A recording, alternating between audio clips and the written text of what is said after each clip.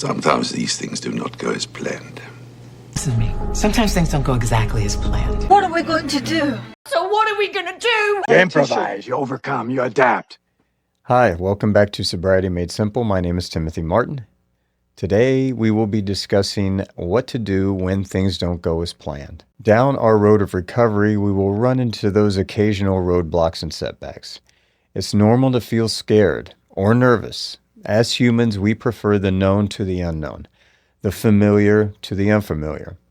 But that's where we have a problem. We have to be careful because our familiar, our known way of living usually involves escaping through alcohol. Any setback, no matter how minor, can throw us off course.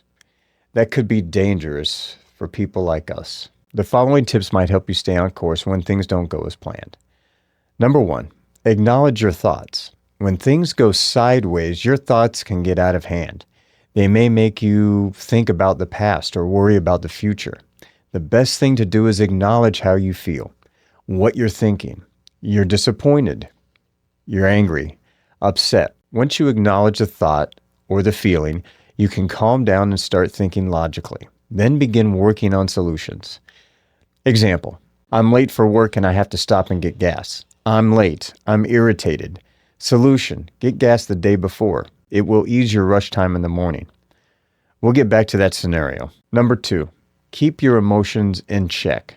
Don't let your emotions run away with you. Acknowledge the emotion. I'm angry. Now start to assess why you're angry. Not just blind anger. I'm angry right now because of, and try saying it out loud if you can. It will engage logic when you hear your own voice.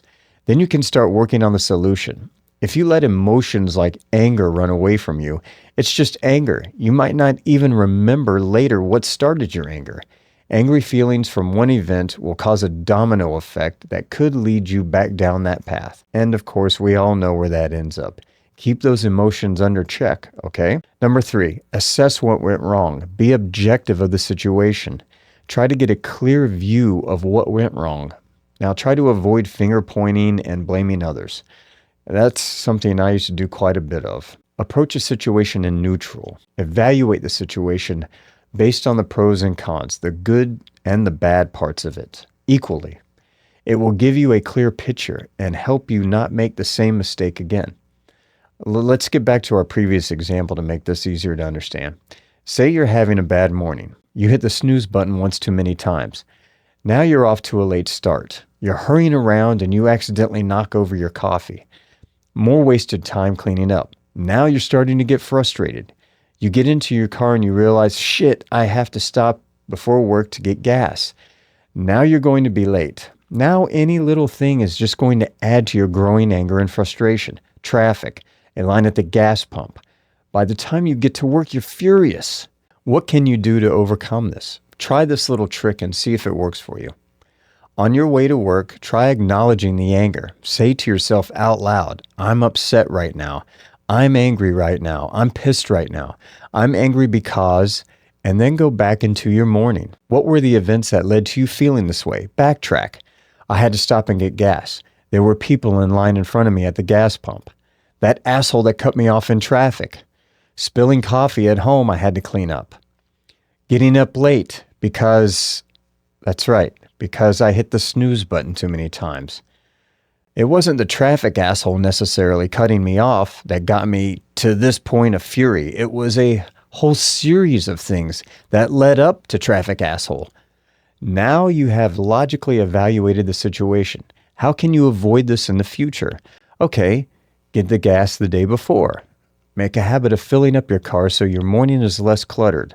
Don't hit the snooze button, probably the single event that started the entire series of problems in the first place. Had you not been hurrying around to catch up because you hit the snooze button, you wouldn't have knocked the coffee over, causing your lateness. Having to stop for gas, traffic issues just added to your elevated frustration, making you angry. So assessing the situation can really be helpful and not ruining your whole day. Or for us, getting drunk over it. Number 4, identify how it occurred. Now, I think I probably covered this in the example I just made, okay? Prevention can alleviate a lot of headache. Breaking the situation down can also show you it may not have been just a singular event, but a series of small things building up to the last thing being the focus of your anger or frustration, the straw that broke the camel's back, so to speak. Number 5, give yourself a break. Okay, you've decided to do something incredible by stopping drinking. Remember that.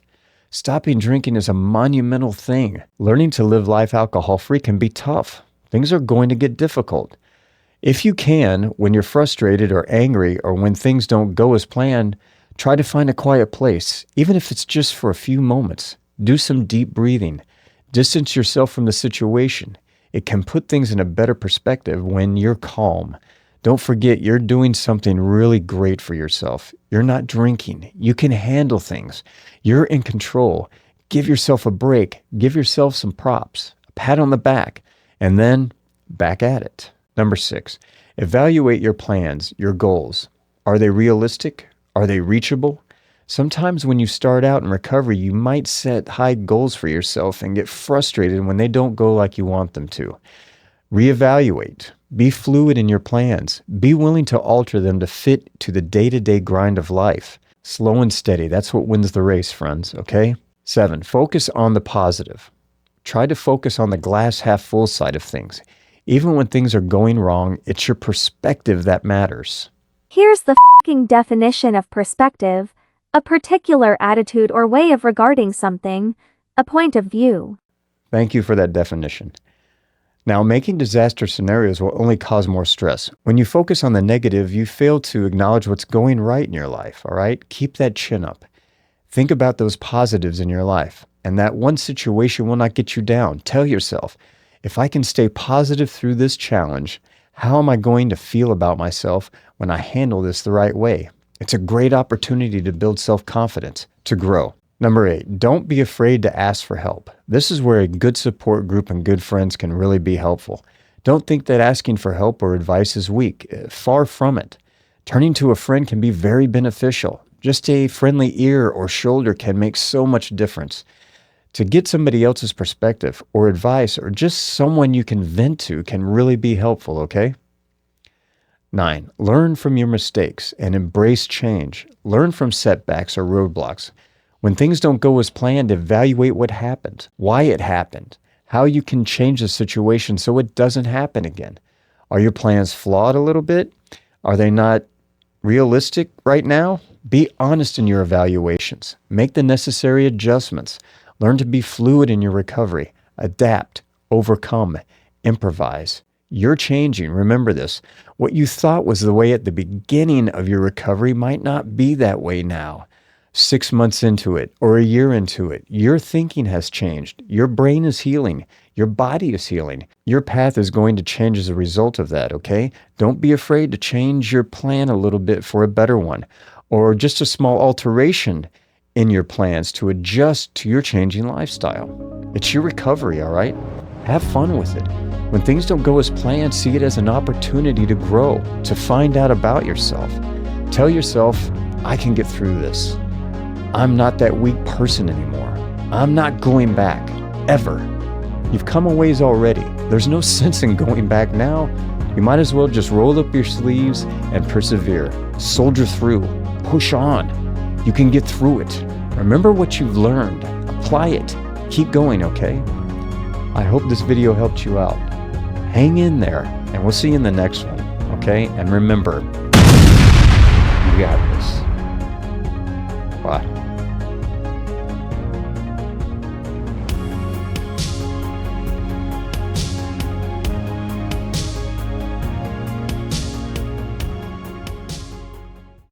No more f***ing drinking. Got it?